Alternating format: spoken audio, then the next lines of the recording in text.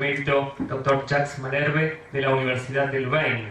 Coordinará el profesor titular Dr. Enrique Scalone, ex vicepresidente de IFA. Jacques Malherbe es profesor emérito de Derecho en la Universidad de Louvain, tiene un doctorado en Derecho y licenciatura en Ciencias Económicas de la Universidad Católica de Louvain y un Master of Law de la Universidad de Harvard. Sus publicaciones incluyen las operaciones comerciales en Bélgica y los principales libros de texto belga sobre derecho de sociedades. Recientemente ha dirigido la redacción de un estudio a petición del Parlamento Europeo sobre el impacto fiscal de las sentencias del Tribunal Europeo de Justicia sobre los impuestos directos. Enseña Derecho Financiero y Tributario en diversas universidades y es miembro permanente del Comité Científico de la Asociación Fiscal Internacional. Antes de dar comienzo, dará unas palabras el vicedecano Miguel Ángel Vicente. Bueno, en primer lugar, darles las buenas tardes, agradecerles la presencia, tanto a los asistentes como al panelista. La verdad que es muy lindo poder realizar y programar una serie de actividades que tienen que ver con festejar algo tan sentido como 95 años de vida de esta facultad, una vida muy fructífera, muy comprometida con la sociedad y con las 5 carreras que se dictan hoy en esta casa de estudios, 2 de las cuales esta semana cumplen 50 años, la de licenciado en Administración y la de licenciado en Economía, y otra que cumple 20 años, la de Sistemas de Información. Bueno, por este motivo hemos previsto una serie de actividades. Esta es la segunda conferencia del día, como dijo el anunciador, a cargo del profesor Jacques Malherbe de la Universidad de Louvain de Bélgica, a quien le agradezco la presencia, y también agradezco la presencia de todas las autoridades del departamento y de la mayoría de los profesores titulares y asociados.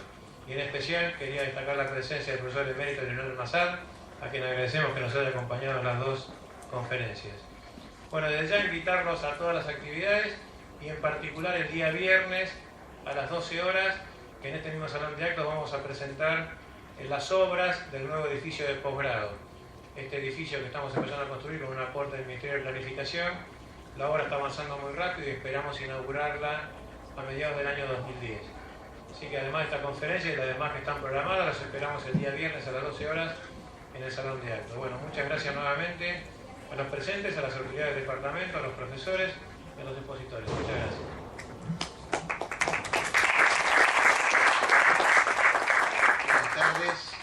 Bueno, luego de escuchar la presentación de los antecedentes académicos del profesor Malherbe, no cabe hacer mucho más para presentarlo. Yo solamente quiero agregar un título que me cabe a mí personalmente, que es el del amigo Jacques, a quien conozco de las actividades en la International Fiscal Association. Desde hace muchos años hemos compartido organizaciones de paneles en algunos congresos, como en Londres, que recién recordábamos en el año 98. He tenido oportunidad de visitarlo en su estudio en Bruselas. He compartido con él muy buenas veladas, tanto científicas, académicas, como también hemos compartido también lindos momentos juntos, y lo seguimos haciendo año a año en los congresos internacionales de IFA. Por lo tanto, reitero, para mí es un honor poder presentar al profesor Malherbe en estos términos, agregándolos a los de los títulos académicos que él posee. El tema de los dividendos que va a abordar el doctor Malherbe hoy es un tema de permanente actualidad en materia de finanzas públicas y en política tributaria, a tal punto que al día de hoy, luego de largas décadas de evolución del tratamiento fiscal de los dividendos, no se ha encontrado un tratamiento armónico en esta materia entre los distintos países, incluyendo los países que componen una misma unión económica. Por lo tanto, el aporte que nos va a realizar hoy el profesor Malherbe a dilucidar hacia dónde nos dirigimos en esta significativa cuestión de la política tributaria va a ser de enorme utilidad y enriquecimiento para todos nosotros. Así que los dejo con el profesor Malherbe. Gracias.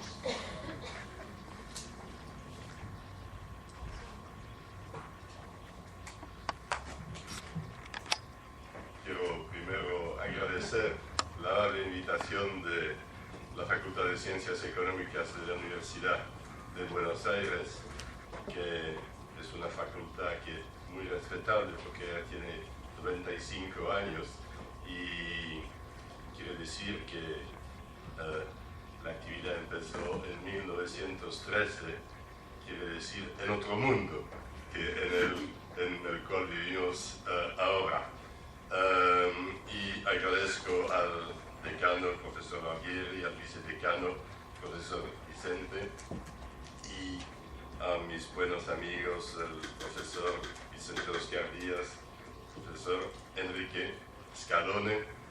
Es cierto que desde años compartimos muchas actividades en Argentina y en otros países, y siempre es un placer estar en Buenos Aires. Pues estar en Buenos Aires en un momento particularmente interesante, digamos, desde el punto de vista económico. Hablando del pasado, tal vez entramos esta semana en un nuevo mundo, pero era previsto que yo le hable del mundo antiguo, el mundo en el cual sí había dividendos. A ver lo que va a esperarnos en las semanas que vienen. Puedo también hablar del tratamiento fiscal de las pérdidas, pero no es el sujeto de hoy. Entonces, lo que vamos a hacer, si les conviene, es hablar primero del tratamiento de los dividendos desde el punto de vista internacional. La Argentina, por ejemplo, tiene un sistema muy sencillo, muy lógico, diciendo que cuando ha tributado la sociedad, pues el dividendo surja y no tiene que tributar una segunda vez. Eso es un sistema bastante único. Y vamos a hablar del tratamiento internacional y compararlo con el tratamiento en un mercado común. Y yo quisiera generalizar, porque el mercado común europeo pues es un tratado interesante que no es tan diferente de los otros tratados de mercado común, que sea el Mercosur, mercado centroamericano, NAFTA. Hay principios comunes y vamos a ver cómo eso puede influir sobre el tratamiento de dividendos. La única cosa es que en Europa tenemos más casos, porque el Tribunal de Justicia funciona y hay mucho litigio, mientras en el Mercosur, en la Comunidad Andina, mercado centroamericano, todavía no hubo tantas normas, digamos, que se pueden discutir en un tribunal. Y vamos a tomar algunos ejemplos, y si les interesa el tema, tengo un papel que con mucho gusto mando a todos los que me quieren dejar su email, porque es un tema bastante técnico. Y después, claro, tendremos tiempo de discutir y de animarnos en la comparación que hay que hacer. Pues, si empezamos con el problema de la doble imposición, hay el problema de la doble imposición económica, el problema de la doble imposición jurídica. Si tributa la sociedad, después tributa el accionista, hay una retención en la fuente, normalmente, muchas veces no lo hay en el ámbito interno, lo hay en el ámbito internacional, y eso es parte del problema. Y hay el impuesto sobre la renta, que puede ser un impuesto global o un impuesto celular. Entonces, ¿cómo vamos a salir primero del problema de la doble imposición económica? Hay muchos sistemas y el profesor Luis Fernández en el Congreso de Economistas de la Ciudad de Buenos Aires, que se celebró la semana pasada, nos puso las bases económicas de los varios sistemas que hay. En el sistema clásico, la doble imposición persiste. Y se dice que el sistema clásico es el sistema que produce la mejor repartición de los factores productivos, porque los accionistas pueden reinvertir. En el sistema de integración, el impuesto de sociedades se paga, digamos, a conto del impuesto del accionista, y el accionista va a tener un crédito total o un crédito parcial que va a deducir de su propio impuesto. Claro que si la renta no ha tributado en manos de la sociedad, por ejemplo, porque fue renta extranjera, exenta en un sistema de exención, entonces se va a cobrar un impuesto compensatorio, porque el Estado va a conceder un crédito de impuesto al accionista. Y eso, como lo saben, era el sistema francés, el llamado sistema de l'avoir fiscal, era también que era un avoir fiscal integral, y era también el sistema inglés, que era un crédito de impuesto parcial. Y vamos a ver, con una cierta tristeza, cómo se mató el sistema del crédito de impuesto en Europa por la jurisprudencia del Tribunal de Justicia de la Unión Europea.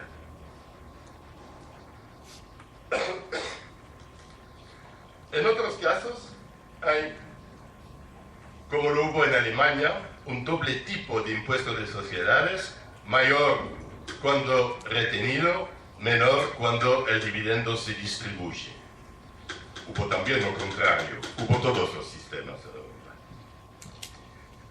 Y ahora, en la mayoría de los países europeos, hay un sistema de impuesto cedular, como los viejos impuestos ingleses cuando fueron introducidos en el siglo XVIII para luchar contra Napoleón, o que los dividendos tributan con un tipo reducido, o que tributan sobre una base reducida, por ejemplo, la mitad. Y eso evita parcialmente la doble imposición.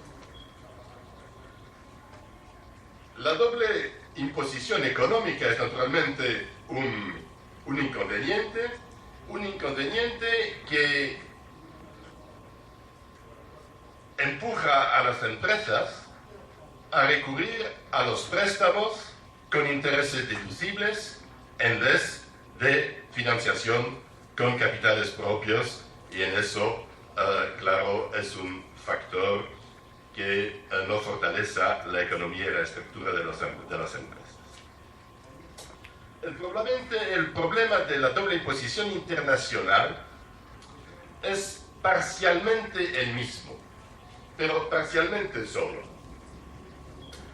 El problema es que dos países distintos van a exigir impuestos sobre la misma renta, sea el dividendo. El país de la fuente del dividendo, claro, va a tributar la sociedad en ese país, pero va a exigir, por ejemplo, una retención en la fuente de un cierto tipo sobre el dividendo.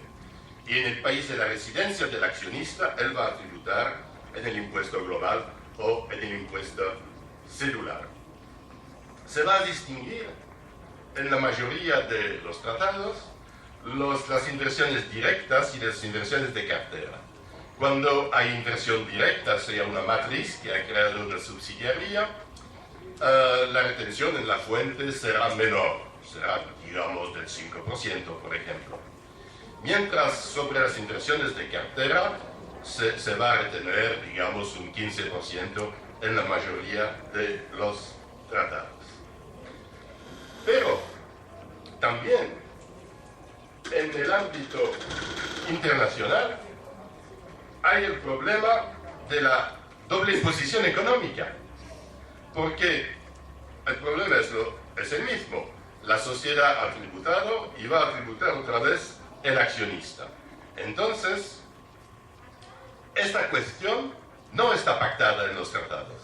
lo que va a suceder es que la mayoría de los tratados van a extender un sistema interno a esa problemática y van a decir, por ejemplo, si en el país de la residencia se suelen eximir los dividendos pagados por una sociedad a otra sociedad, pues se van a eximir también de tributación los dividendos extranjeros, sea por todo, sea por el 95% como en Francia, Bélgica y otros países.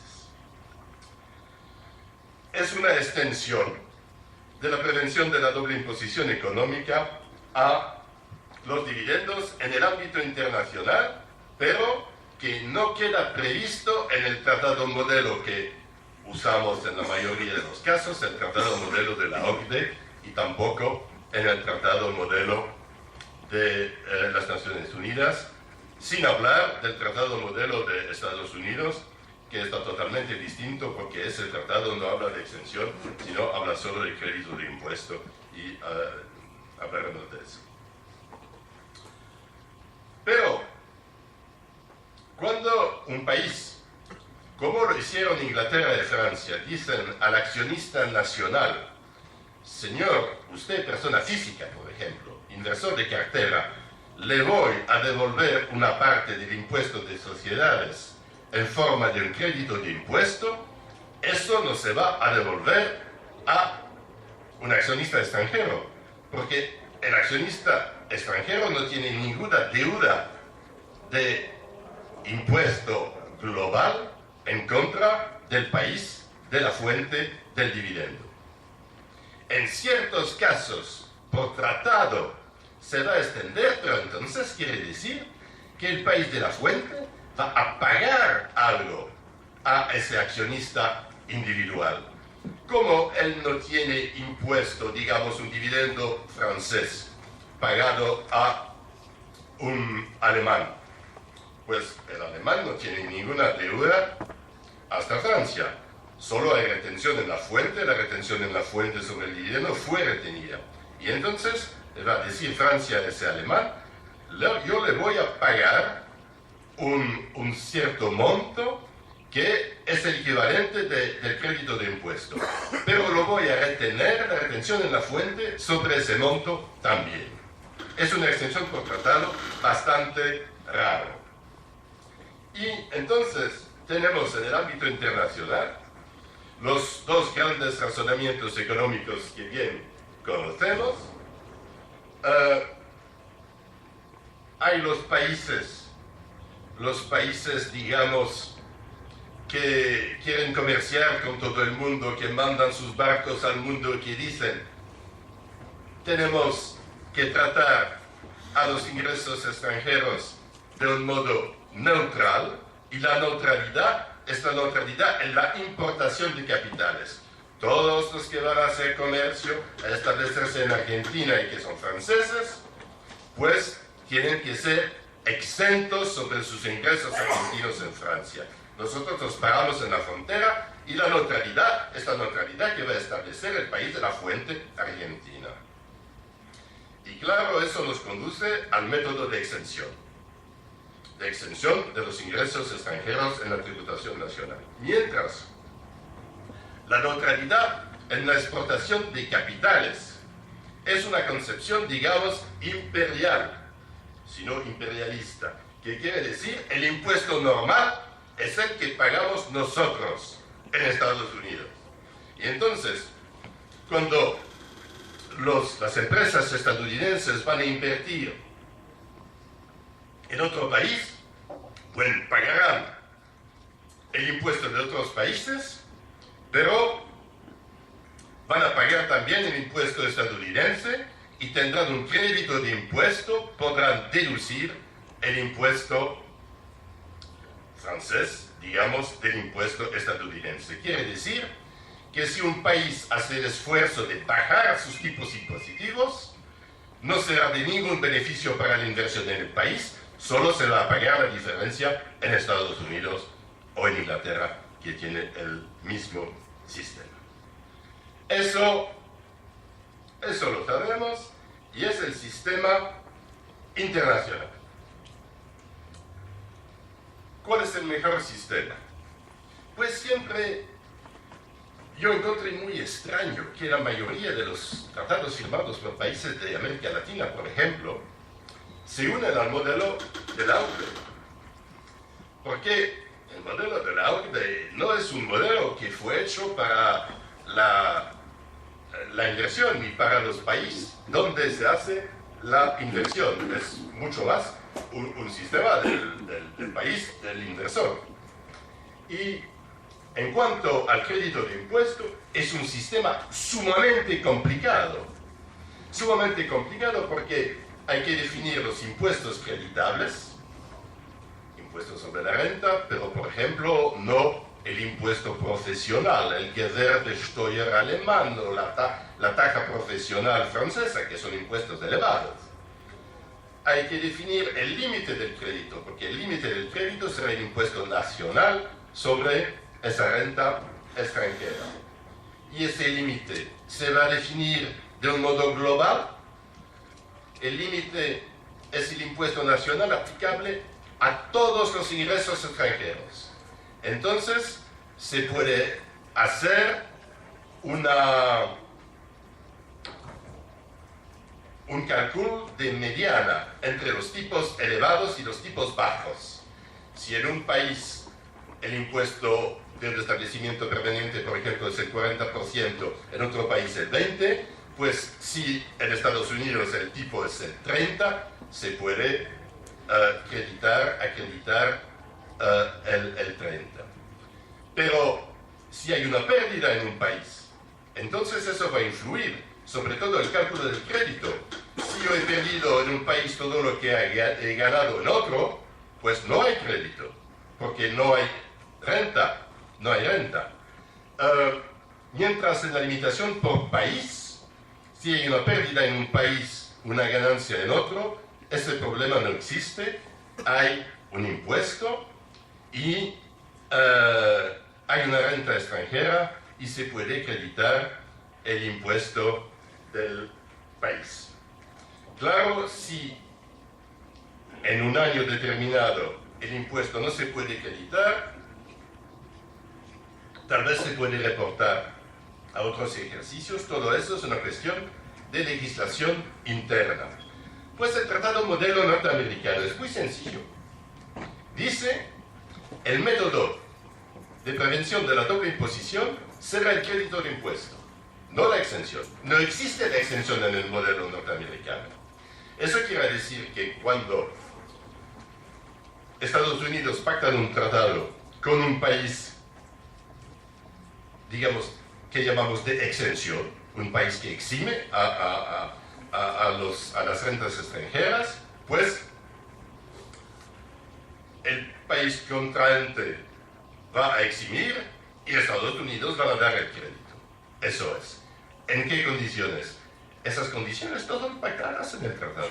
Dicen Estados Unidos, las vamos a dar bajo las condiciones de nuestro derecho nacional, punto.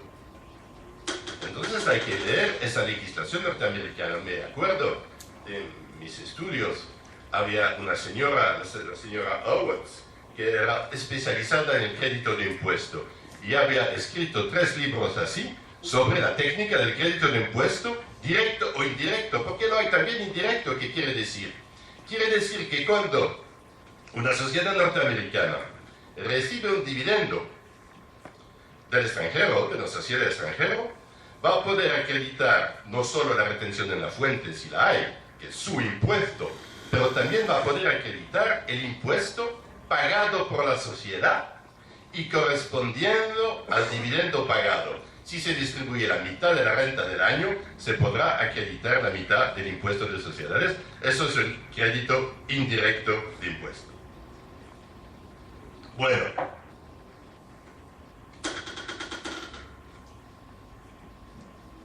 así que en derecho internacional, el derecho de imponer el dividendo se divide entre el estado de la fuente, retención en la fuente, y el estado de residencia que puede hacerlo tributar, evitando la doble imposición, sea por exención, sea por imputación, pero también cuando el Estado de residencia practica el sistema de la exención, para las retenciones extranjeras en la fuente solo va a conceder una imputación. Así que el método de exención nunca es un método de exención puro, es un método de exención para dividendos de sociedades a otras sociedades y un método de imputación para dividendos pagados a inversores de cartera, normalmente personas físicas, mientras el sistema de crédito de impuesto directo y indirecto es un sistema de crédito de impuesto. Ahora entra en juego un tratado de unión económica.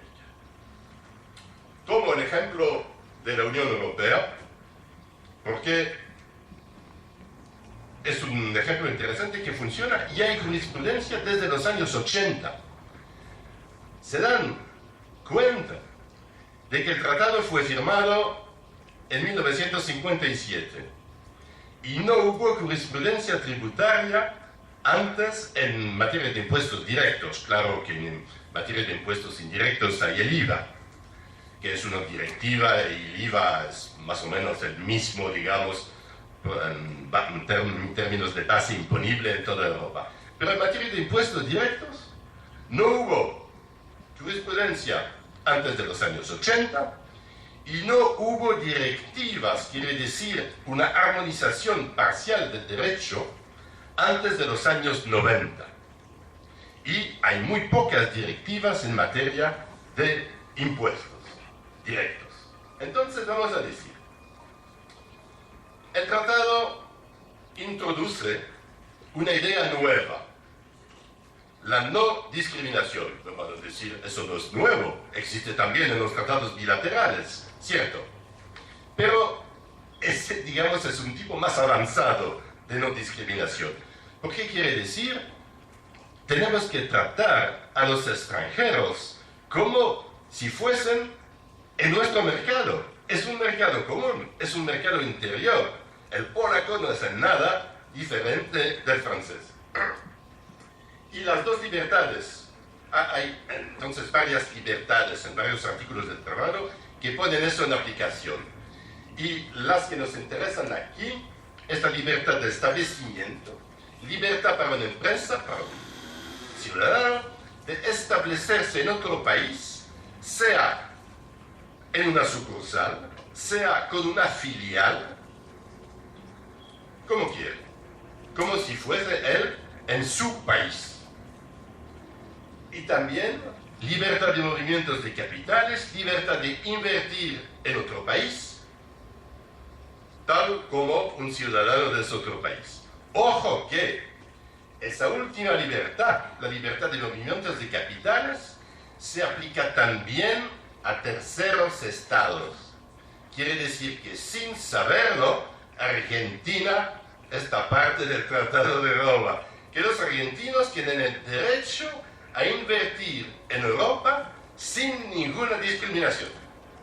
Extraño, pero no de establecerse. Claro que lo tienen, no hay ninguna restricción, pero no van a poder decir, nos tiene que tratar como una empresa del mercado común. No. Mientras pueden decir, yo, inversor de cartera, no tengo el control, he invertido un 10%, tengo que ser tratado como en español, como en portugués. Muy bien. Los estados tienen mucho a su soberanía y para unificar el derecho fiscal se requiere la unanimidad, mientras en otros ámbitos del derecho se requiere solo una mayoría. Claro que generalmente hay unanimidad entre los países europeos cuando se cambia algo.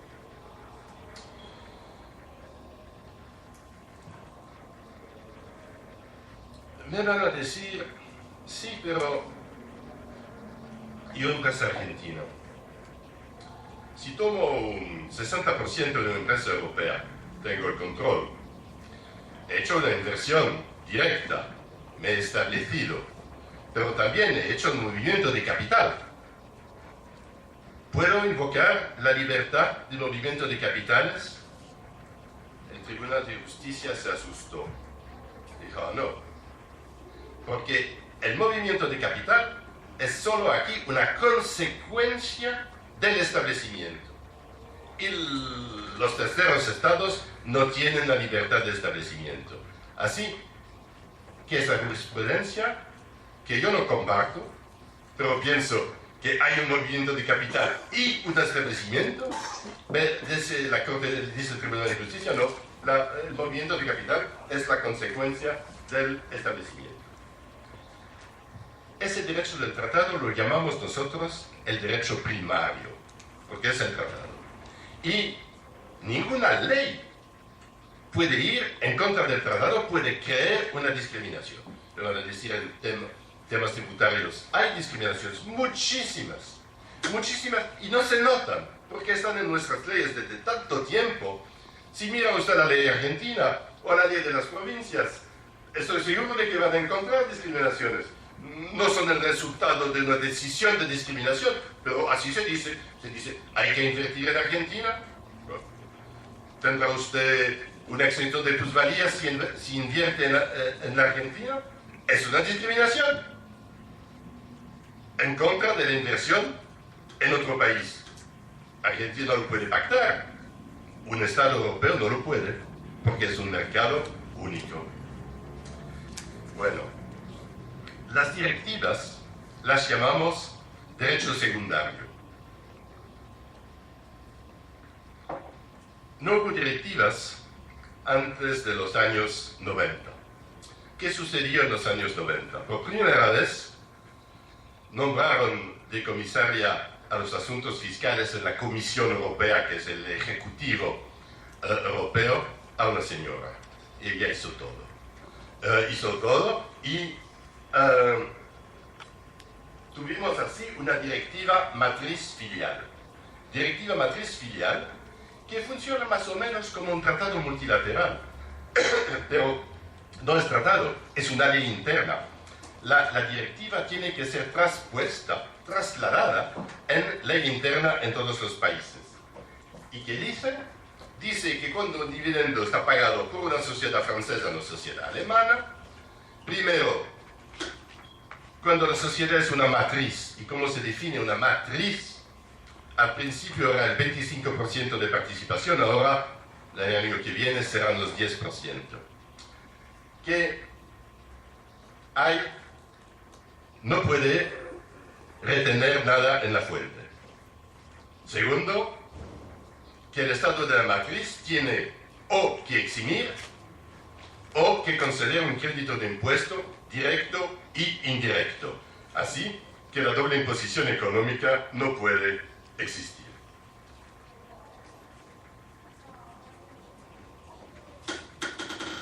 Quiere decir que si en un tratado bilateral entre Francia y Bélgica se ha pactado algo otro, ese tratado ya no se aplica. Porque hay que aplicar la directiva si es más ventajosa que el tratado.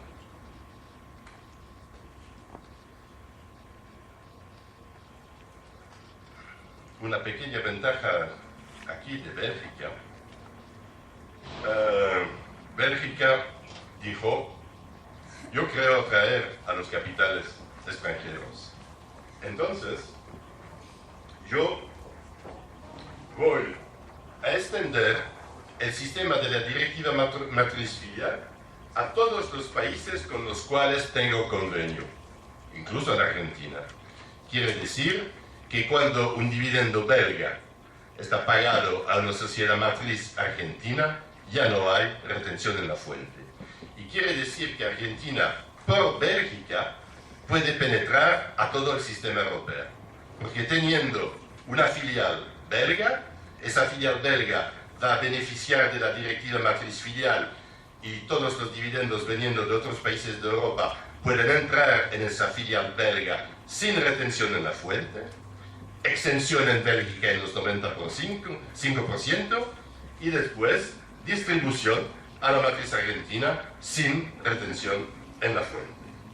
Pequeña publicidad para Bélgica. Claro que hay otros sistemas del mismo tipo. Ahora,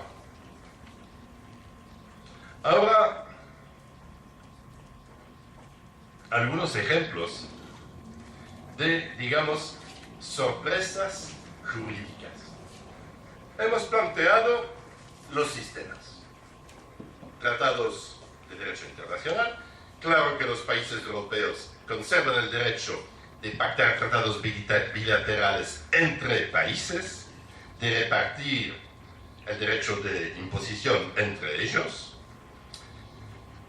Y claro que hay el Tratado de Roma, la prohibición de discriminación, la libertad de establecimiento y de movimiento de capitales, y que hay esa directiva matriz filial. También hay una directiva de fusiones, pero que no nos interesa aquí. Bueno, primera sorpresa. Una filial francesa paga un dividendo a una matriz holandesa. Y el tratado entre Francia y Holanda dice: normalmente la retención en la fuente en Francia es de 25%. Cuando se paga un dividendo a un accionista extranjero, no hay retención si se paga a un accionista nacional.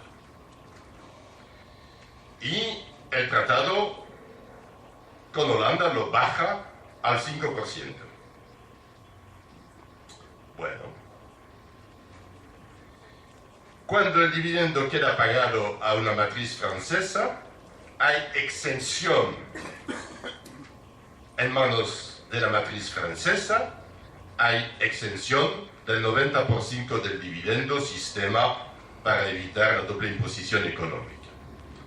Cuando se paga a una sociedad holandesa, en Holanda hay exención total del dividendo.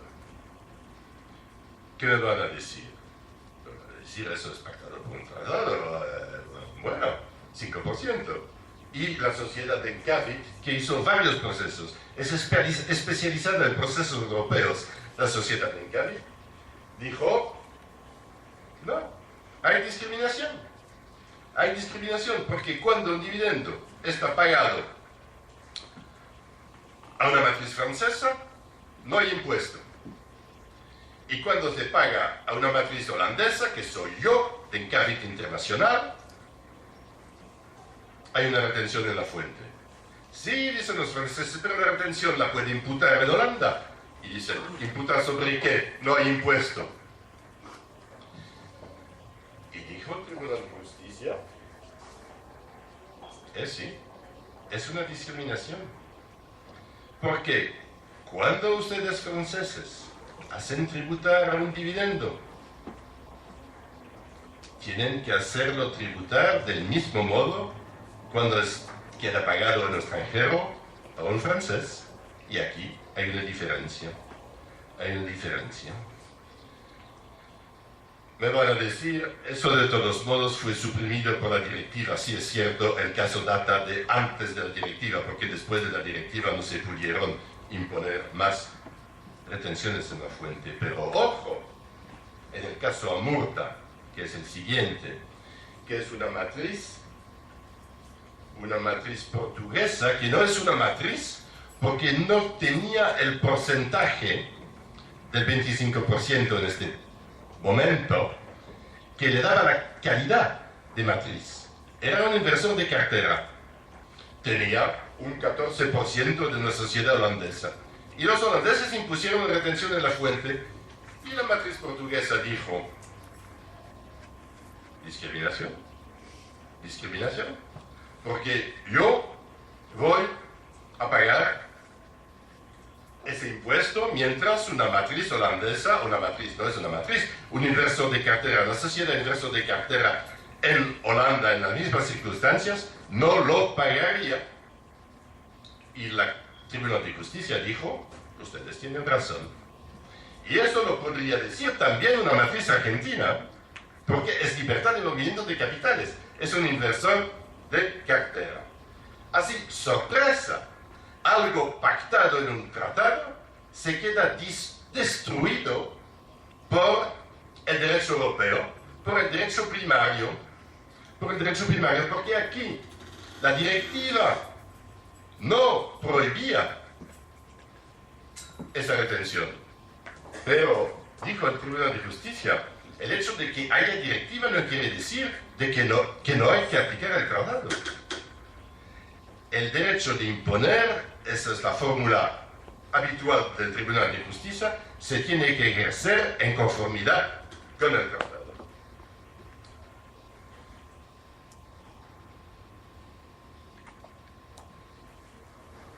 Bueno, veamos ahora un caso distinto. Siempre estamos en el ámbito de dividendos hacia el exterior y del derecho primario del tratado. ¿Ya se acuerdan del sistema inglés? No sé si se acuerdan del sistema inglés. Veo a estudiantes de la facultad, no sé si estudiaron el sistema inglés ya antiguo porque se cambió. Y vamos a ver por qué se cambió. Pues era un sistema en el cual, cuando se distribuía un dividendo, el accionista tenía un crédito de impuesto, pero la sociedad tenía que retener inmediatamente un impuesto de sociedades igual al crédito de impuesto, que era parcial. Y eso era el Advance Corporation Tax. Pues, había un caso en Inglaterra en el cual no había que hacer eso dentro de un grupo. Cuando una matriz recibe el dividendo de una filial a 100%. Entonces se aplicaba a matrices extranjeras y ya adivinan lo que va a suceder. La Corte de Justicia va a decir, es una discriminación. El sistema de elección de grupos se tiene que extender a matrices extranjeras. Quiere decir que cuando se distribuye un dividendo a una matriz extranjera, la filial no tiene que pagar el Advance Corporation Tax, tendrá que pagar su impuesto de sociedades cuando sea, pero no para anticipado.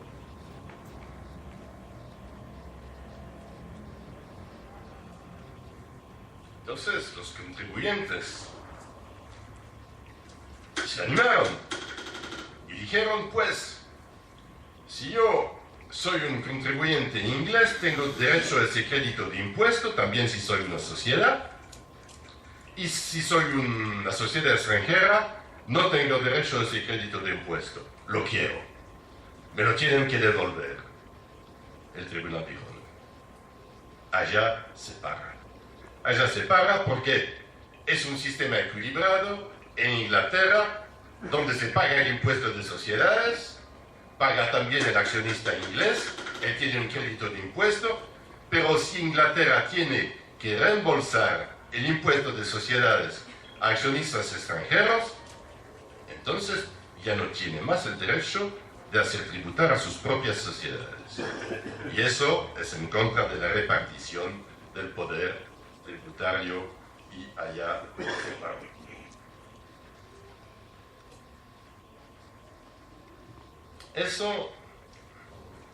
Esos serán los casos de derecho primario, dividendos hacia el exterior.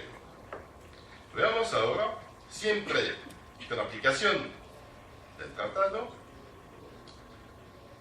los dividendos que entran en una matriz nacional.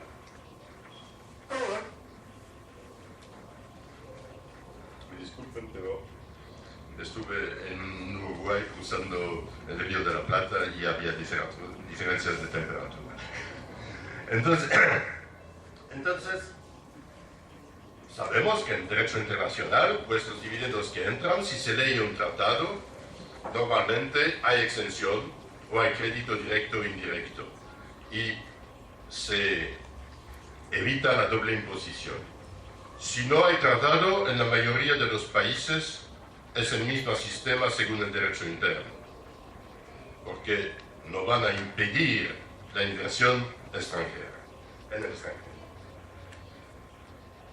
Veamos primero el primer caso que hubo en impuestos directos. En Francia, como lo hemos dicho, hay un sistema de crédito de impuesto, así que la matriz puede imputar el impuesto pagado por la filial. También hay un sistema de elección de grupo, entonces se puede eximir, se puede escoger. Ese sistema no se aplicaba a establecimientos permanentes. Digamos, era el establecimiento permanente de una sociedad italiana, recibía dividendos de sociedades francesas. ¿Por qué recibía dividendos? Porque una compañía de seguros, tiene que invertir en ciertos activos, entre otros en acciones. Recibía dividendos y no podía imputar el crédito de impuesto. Francia decía, eso tiene que decidirse en Italia.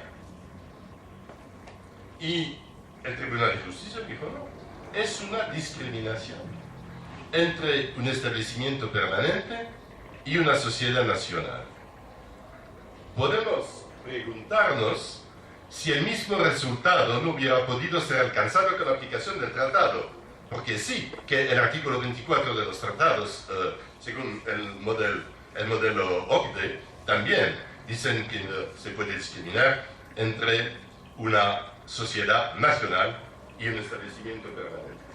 Más extraño, el caso Saint-Gobain en Alemania. Alemania tiene un sistema extraño: crédito de impuesto en derecho interno, exención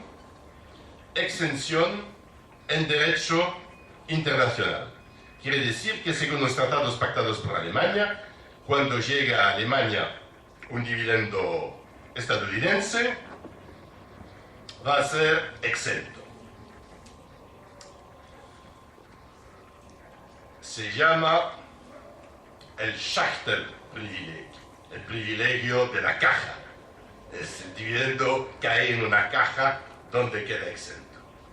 Schachtelprivileg über die Grenze, más allá de la frontera.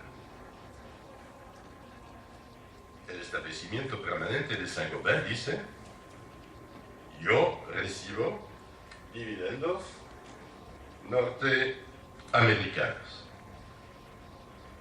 Alemania dice, sí, bueno, muy bien, pero el tratado que Alemania ha pactado con Estados Unidos no se aplica, se aplica a residentes. Y usted es un residente francés, no residente en Alemania. Tiene que ver el tratado franco-estadounidense. Y Saint-Gobain dice, no, me está discriminando. Y el Tribunal de Justicia dice, sí, tiene razón. Entonces, que un tratado va a aplicarse a un no residente por ese sistema de prohibición de discriminación. Pero ¡qué sorpresa! ¡Qué sorpresa! Cambia todo por la aplicación del tratado. Vamos a ver qué consecuencias podemos sacar de eso.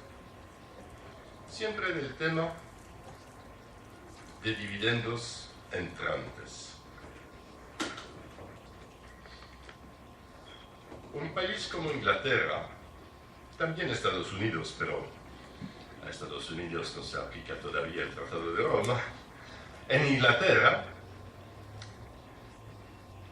cuando una sociedad matriz recibe un dividendo de fuente inglesa, británica, se exime. Cuando recibe un dividendo de fuente extranjera, tributa, pero hay imputación de un crédito de impuesto directo por la retención extranjera en la fuente y indirecto por el impuesto de sociedades pagado por la filial. Imputación hasta el monto del impuesto nacional correspondiente al dividendo. Eso es una group litigation. Muchos contribuyentes se unen y dicen, eso no va, es una discriminación. En dividendos internos hay exención, para dividendos extranjeros hay imputación. Pues el sistema de exención no produce exactamente los mismos resultados que el sistema de crédito. Hemos visto que en el crédito hay límite y todo eso, que es complicado. ¿Qué va a decidir el Tribunal de Justicia? El Tribunal de Justicia dice, no, allá basta. Claro que no puede haber discriminación. Entonces que se tiene que evitar la doble imposición económica en manos del accionista. Pero el Estado tiene la libertad de escoger el sistema para evitar la doble imposición. Y puede escoger y aplicar exención nacionalmente y crédito de impuesto en el ámbito internacional. Y así fue. Pero, dice el tribunal, lo que no conviene es que ese crédito indirecto sea denegado a una sociedad que no posee 10% de su filial. Y así se destruye una parte del sistema tributario inglés. Ese modo de actuar del Tribunal de Justicia lo llamamos nosotros la armonización negativa. Que el Tribunal de Justicia que hace bien en mantener la prohibición de la discriminación, pero lo que hace es destruir. Destruye medidas que eran lógicas, porque es la misma regla en Estados Unidos. En Estados Unidos tiene usted el crédito de impuesto indirecto solo cuando tiene, creo que es el 5% en Estados Unidos, bueno, no el 4%. Pues en Inglaterra no se puede.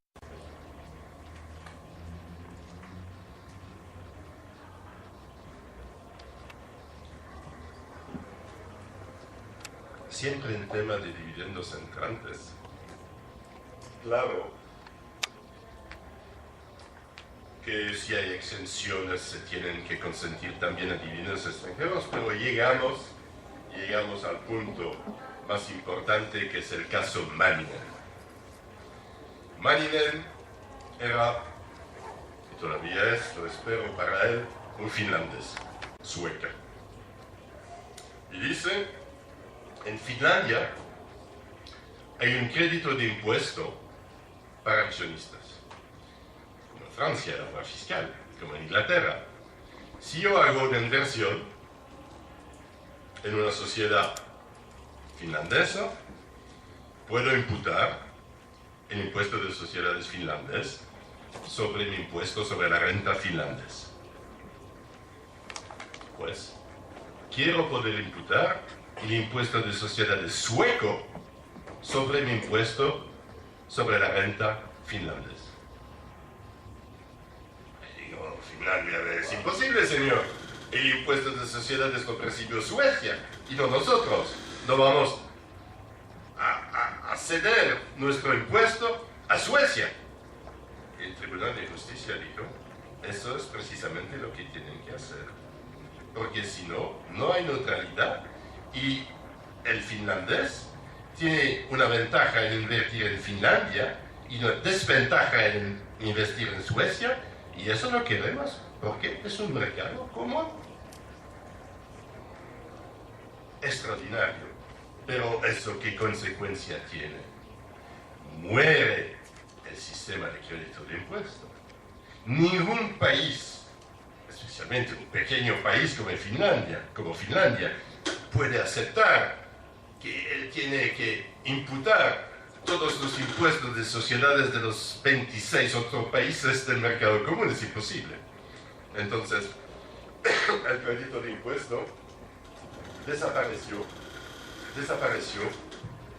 y desapareció en Finlandia, en Francia, en Alemania, en Inglaterra. Lamentable, porque era un sistema muy lógico, pero era un sistema discriminatorio. Y hay que escoger, y claro, cuando hay un tratado, ustedes pueden entender que ciertos países son muy enfadados de esta situación. Y que países como Inglaterra, por ejemplo, piensan que la Corte de Justicia, el Tribunal de Justicia, no tendría que actuar en el ámbito tributario, que tiene que limitarse a los problemas de concurrencia, pero así es.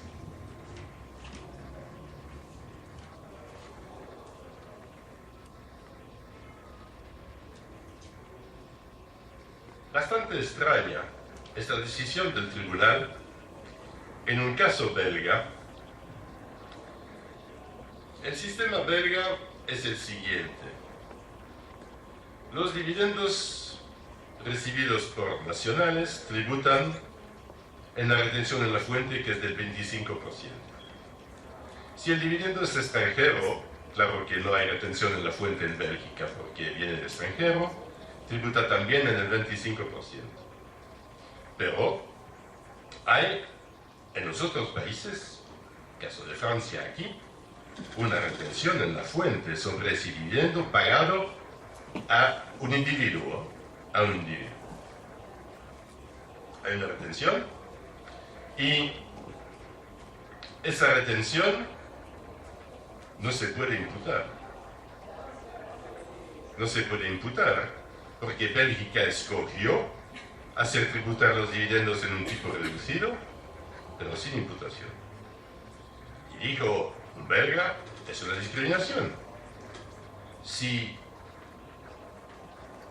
hago una inversión en la sociedad belga, mi dividendo 100, impuesto 25. Si hago una inversión en la sociedad francesa, dividendo bruto 100, retención francesa 15%, quedan 885, y sobre eso tributo 25% de 85. ¿He pagado más?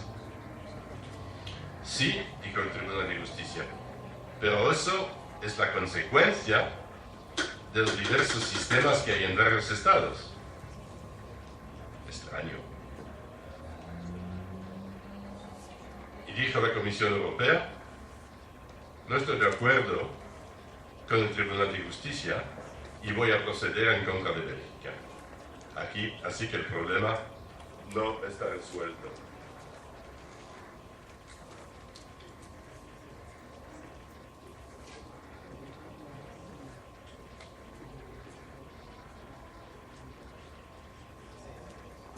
Hemos así visto que en el ámbito internacional, intraeuropeo, hay cambios significativos en tema de dividendos salientes y de dividendos entrantes en cuanto a los tratados y también en cuanto a los sistemas internos que se tuvieron que cambiar y que cambiar de un modo muy decisivo, abandonando, por ejemplo, el sistema de crédito de impuesto que había sido introducido, por ejemplo, en Francia por el ministro Giscard d'Estaing, entonces ministro de Hacienda en 1965, y que era un sistema bien establecido.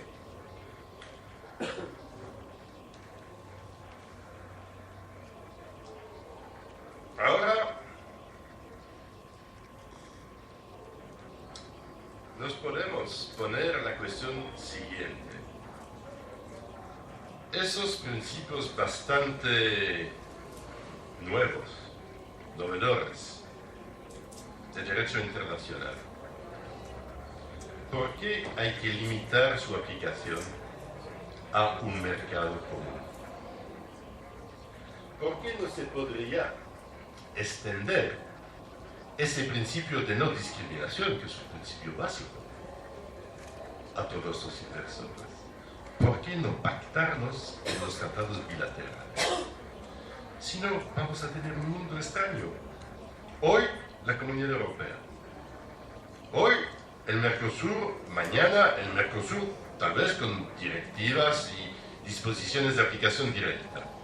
La Comunidad Andina, Chile, con o sin Venezuela.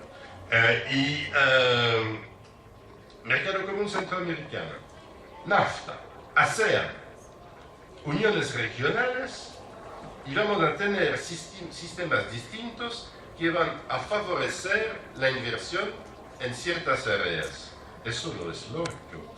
Va otra vez en contra de lo que quisieron los que escribieron los primeros modelos de tratados de la Sociedad de Naciones y después de la OCDE.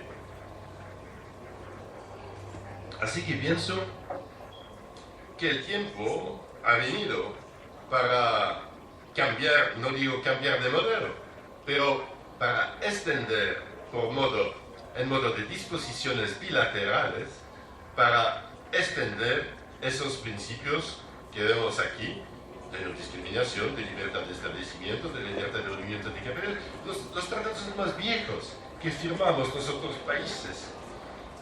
Nuestros países en el siglo XIX fueron tratados de libertad de comercio y establecimiento. Los hay desde la independencia de todos nuestros países. Entonces sería normal que esos nuevos principios sean extendidos al ámbito mundial. Unas palabras sobre el derecho derivado. Derecho derivado, directiva matriz filial, prohibición de retención en la fuente. Eso no solo es una retención, es todo impuesto que tiene el mismo efecto que una retención. Hay algunos impuestos extraños, había uno en Portugal, por ejemplo, una retención sobre dividendos para impuesto de sucesiones. Muy extraño. Las acciones no tributaban el derecho de sucesión, pero había una retención. Sí, fue prohibido.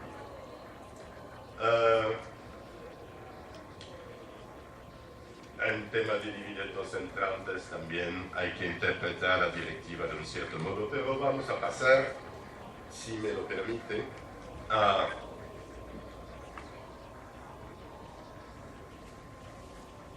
dos otros temas.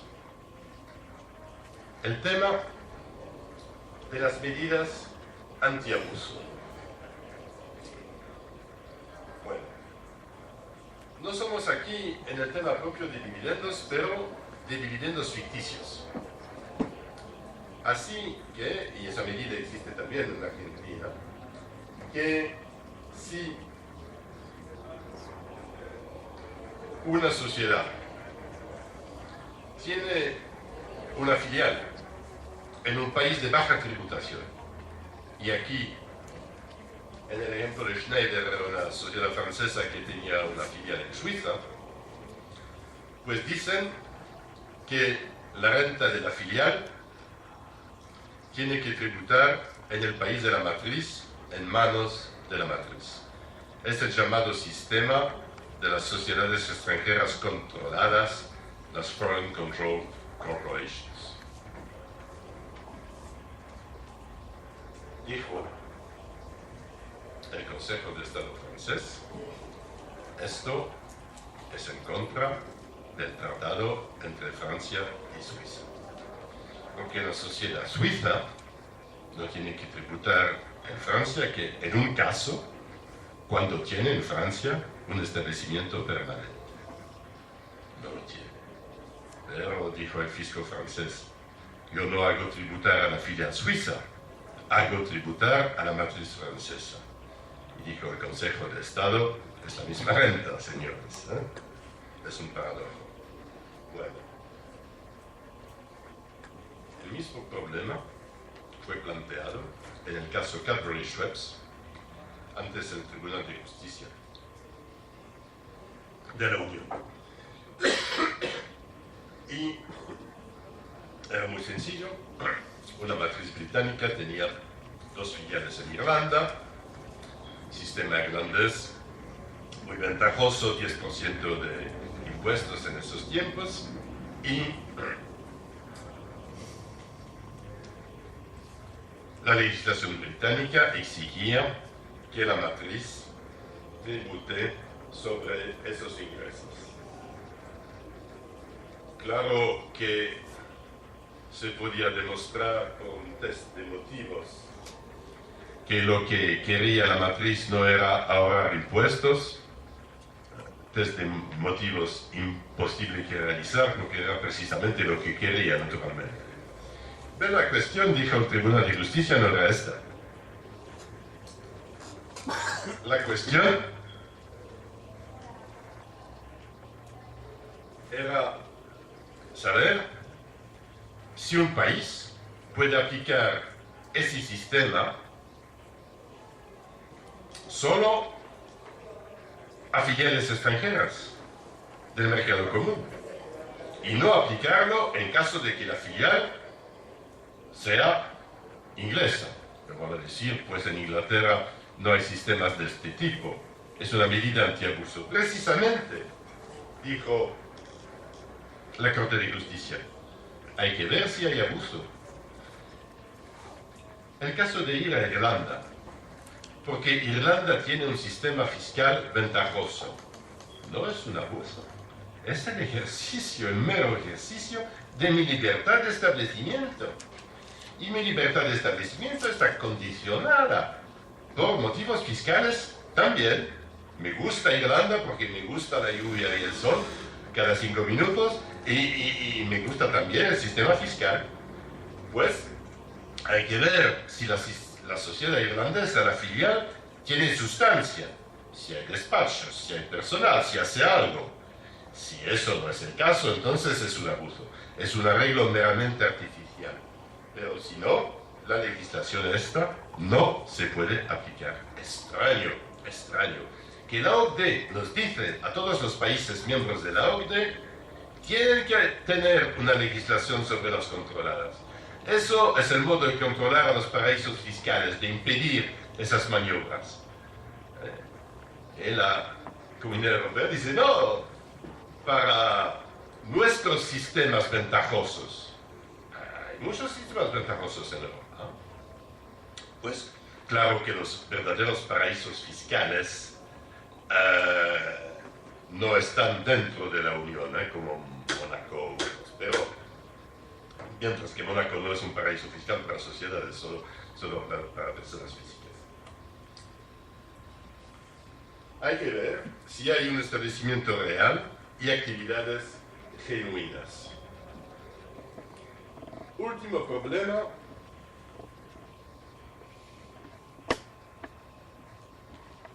Antes de pasar a la discusión de eso y las conclusiones, deducción de cargas.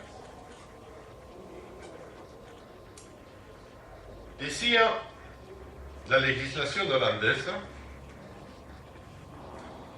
si usted hace un préstamo para invertir en una filial, puede deducir los intereses de sus otros ingresos, ingresos industriales que tributan normalmente, los puede deducir si la filial produce un impuesto holandés. Quiere decir que sea una filial holandesa o que sea una filial extranjera con establecimiento permanente en Holanda. Pero si es una filial meramente extranjera que produce una utilidad que tributa solo en Francia, no puede deducir los intereses. Ojo que la directiva matriz filial permite denegar la deducción de cargos, de intereses, por ejemplo, cuando están relacionados con un ingreso exento, un dividendo. Y dijo Holanda, es precisamente lo que hago. Sí, dijo el tribunal, pero lo hace solo para ingresos extranjeros. Entonces es otra vez una discriminación. Y aunque usted esté aplicando una facultad que le da la directiva, tiene que hacerlo de modo conforme al tratado y no discriminar. Así que Holanda tuvo que cambiar su legislación.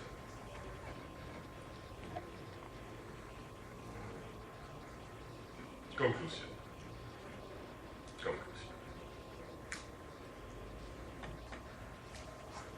Es todavía posible en un mercado común pactar tratados entre estados. Quiere decir que no hay una cláusula de la nación más favorecida implícita en un mercado común. Quiere decir que Bélgica puede pactar que a los italianos se aplicará una retención en la fuente sobre dividendos a las personas físicas de 10%, y a los franceses de 5%, y a los ingleses de 25%. Puede pactar eso en sus tratados. Así que un ciudadano europeo no tiene el derecho de ser tratado con aplicación del tratado más ventajoso que haya pactado el país de la fuente. Y hay una decisión en ese sentido. Pero la segunda cuestión es más delicada. Hay en un mercado común un principio general que prohíbe la doble imposición jurídica. Económica, aseguradamente no. Hay directivas, pero jurídica. Algunos dicen, por ejemplo, mi amigo Volker Heyt, que era el TAXUD en la dirección fiscal de la Comisión Europea, dice, pero sí, la doble imposición es un obstáculo al mercado común. Dice el Tribunal de Justicia hasta ahora, no hay principio general. No hay principio general en el mundo que prohíbe la doble imposición. No es un principio de derecho internacional. Tampoco es un principio de derecho del mercado común. Piensan que tal vez la jurisprudencia va a evolucionar. Podría evolucionar también el derecho internacional. Diciendo eso, es contrario al derecho internacional. Hay un principio de no discriminación. Eso es claro. Y ese principio va mucho más allá de la discriminación. No se pueden imponer medidas discriminatorias, no se pueden imponer obstáculos a la inversión extranjera o al extranjero. Restricciones. Así que están prohibidas no solo las discriminaciones, pero también las restricciones. Pero, todavía, en esa pobre Unión Europea, donde vemos que ahora, a pesar de todos los esfuerzos del presidente Sarkozy, que trabajó mucho para un abogado, trabajó mucho y intentó enfrentar la crisis actual con medidas comunes, y vemos que cada país europeo escoge rescatar a sus bancos sin darse cuenta que si cae un banco en el país vecino va a ser una catástrofe también para el propio país, y que hay que tomar medidas globales como lo hicieron Estados Unidos. No sé si las medidas de Estados Unidos son las mejores, pero de todos modos hubiera que tomar medidas comunes, por lo menos en la Unión. Bueno, pero tampoco en materia tributaria no se hizo. Hay impuestos distintos en cada país de la Unión. Y se dijo, en los tiempos de Jacques Delors, cuando era presidente de la Comisión, se dijo, eso es subsidiario. Porque una empresa no va a ser influida en el país que elige para invertir por el tipo impositivo, por el cálculo de la base de imposición. Porque en los países donde los impuestos son altos, pues hay mejores servicios. A ver. Y solo habría que armonizar, por ejemplo, el IVA, pero no hay que armonizar el impuesto de sociedades. Señoras y señores, es una broma. Claro que el inversor queda influido por los tipos de seguridad social, por los tipos impositivos. Claro que hay que armonizar eso. Entonces la Comisión hizo la propuesta.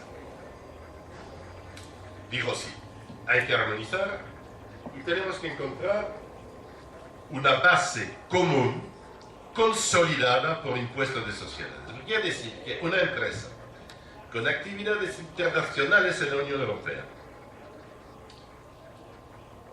y así se resuelve el problema de dividendos, porque en una consolidación se eliminan los dividendos, pues tendrá que tributar sobre una base común que vamos a definir, tipo de deducción por amortización, costos, todo, lo vamos a definir, y las empresas internacionales podrán escoger esa base. Claro que tendremos entonces los sistemas, uno para empresas internacionales en la Unión y otro para empresas pequeñas o nacionales o que no quieran escoger ese modo de tributar. Tenían que producir una directiva este año, ya se anunció que solo será para el año que viene. Tendremos muchas dificultades, pero pienso que si la Unión, si un mercado común quiere competir, por ejemplo, con Estados Unidos, pues en Estados Unidos el impuesto principal es el impuesto federal, ¿verdad? Claro que hay impuestos de estados, pero que no tienen la misma importancia. Pues tenemos que hacer lo mismo en la Unión. Y solo quieren armonizar la base, no quieren armonizar el tipo. Pero el tipo impositivo más o menos se armoniza por la fuerza de la economía, digamos, que estudiamos en esa facultad. Porque yo siempre he pensado que el más grande tributarista de todos los tiempos fue el presidente Reagan. Cuando él bajó los impuestos en Estados Unidos, todos tuvieron que bajarlos. ¿Por qué? Porque con el sistema de crédito de impuesto, si los impuestos en otros países eran más altos, los Estados Unidos dejaban de invertir en esos países. Así que homenaje al presidente Reagan como tributarista intuitivo. Eso es. Pienso que la conclusión de todo eso es que una unión económica cambia en modo decisivo las relaciones no solo entre países miembros de esa unión, pero también en sus relaciones con otros países, y que los otros países tienen que esforzarse de pactar con países de la Unión las mismas condiciones en sus tratados que las que existen entre países de la Unión, porque eso es a favor del movimiento de inversión internacional. Y quedo a su disposición para discusión y cuestiones. A ver.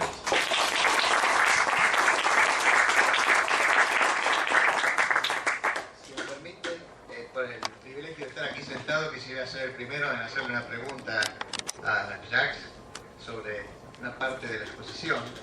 Quería referirme al Treaty Shopping. Para los estudiantes aquí presentes, el Treaty Shopping es un término que se refiere al abuso de tratados, básicamente cuando un residente en un país acude a instalar una subsidiaria, una filial en otro país, al solo efecto de beneficiarse con el tratado que ese segundo país tiene con un tercer país, ¿verdad?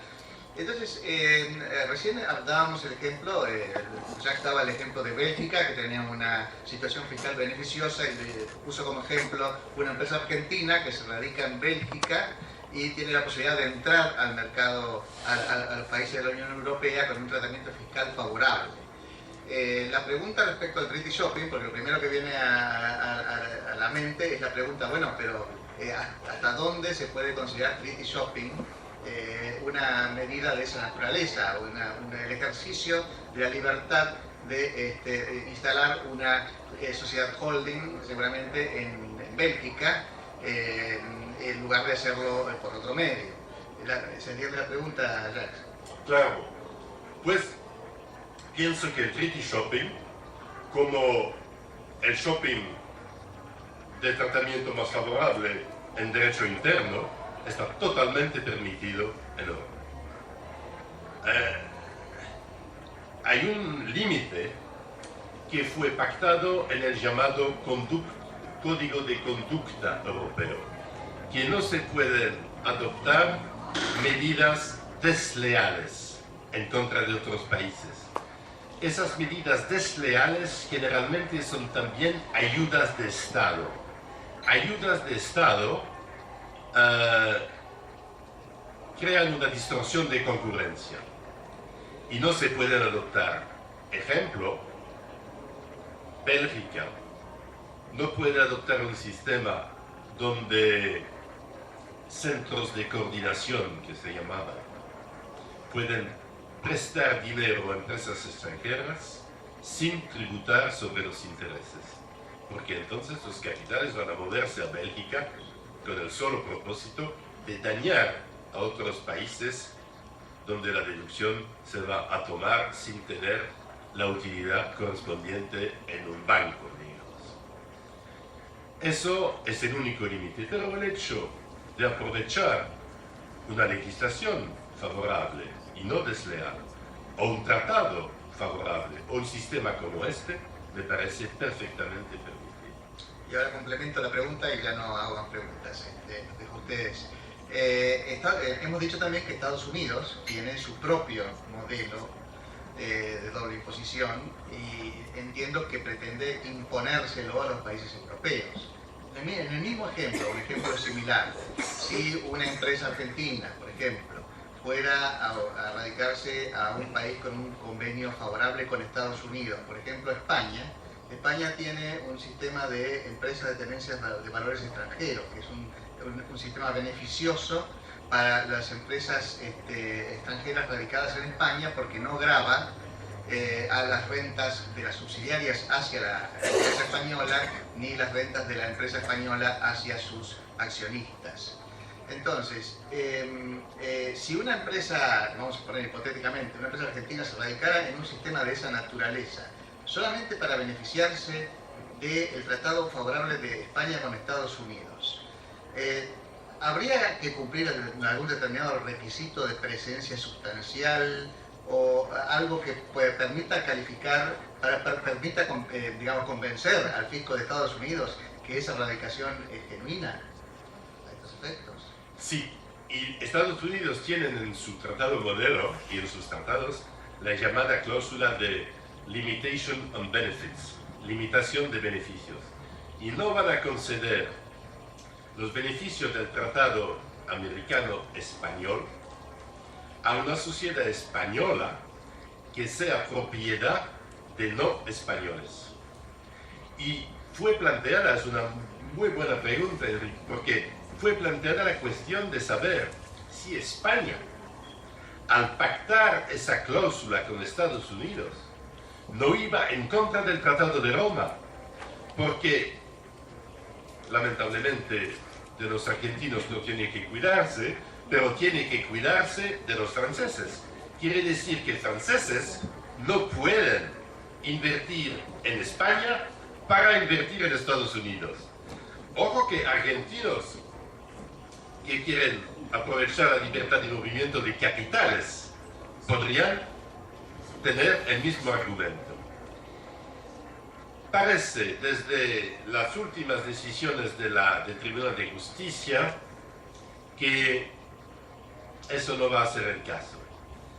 Tuvimos una impresión contraria en consecuencia de las llamadas decisiones sobre libertad de cielos para la aviación, porque era lo mismo, digamos que Francia pactaba con Estados Unidos un tratado sobre la libertad de aterrizar de las compañías aéreas.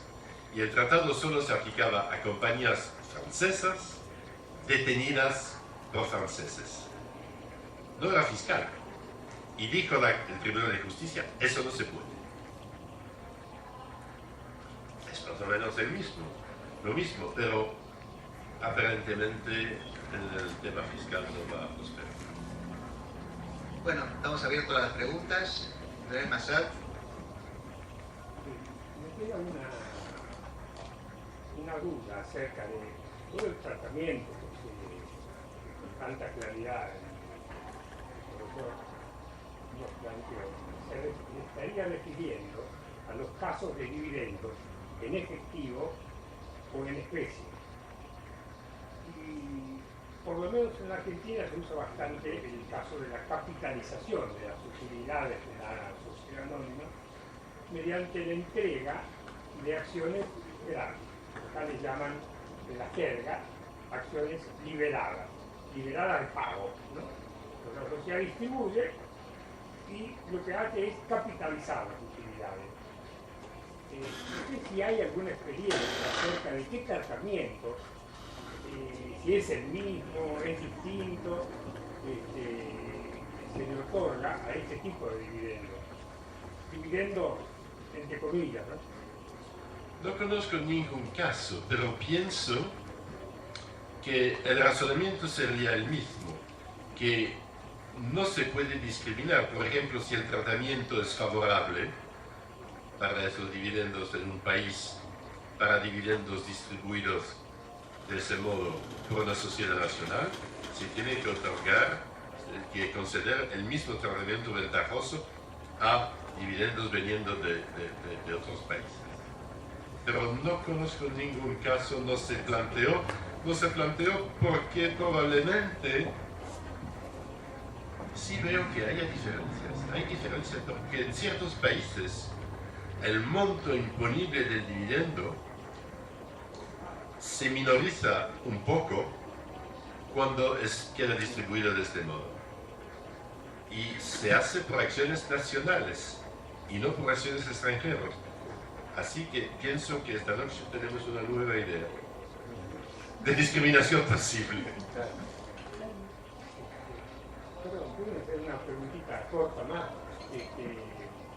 Me quedé con ganas de escuchar al profesor sobre el tratamiento que en general se le da no a los dividendos, sino al resultado de la negociación, de la compra-venta de acciones.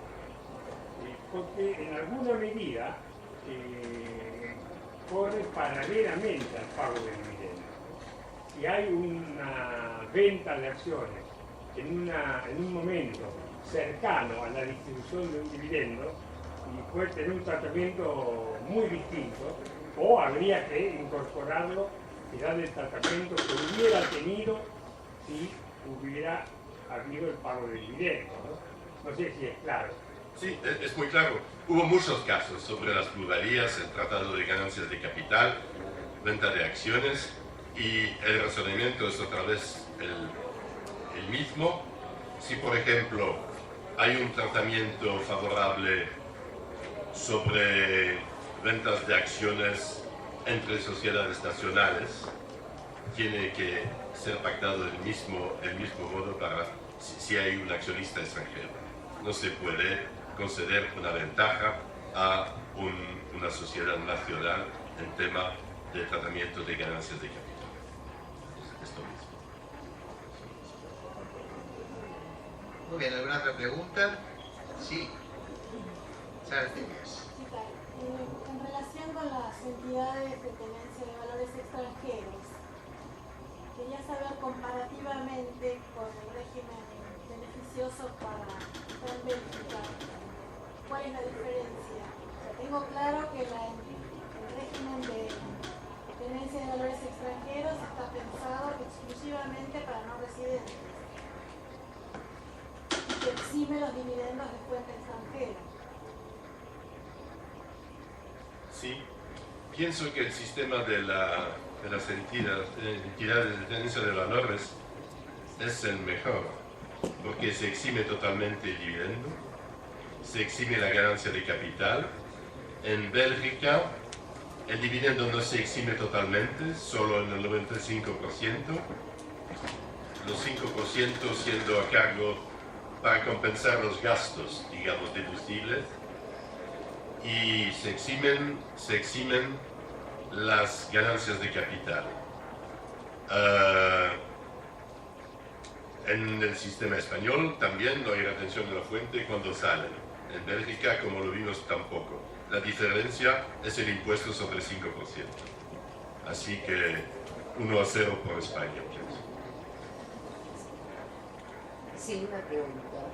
¿Hay alguna distinción entre las empresas o acciones de sociedades que coticen en bolsa o que no coticen con respecto al tratamiento fiscal?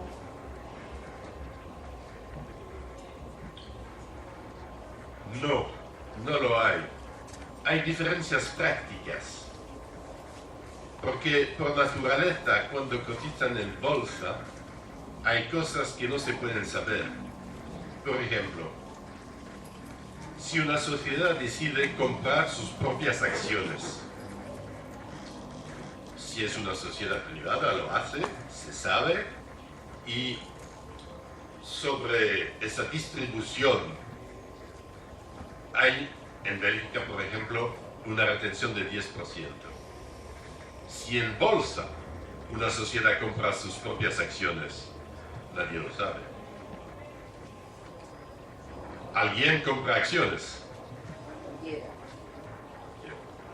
Gracias.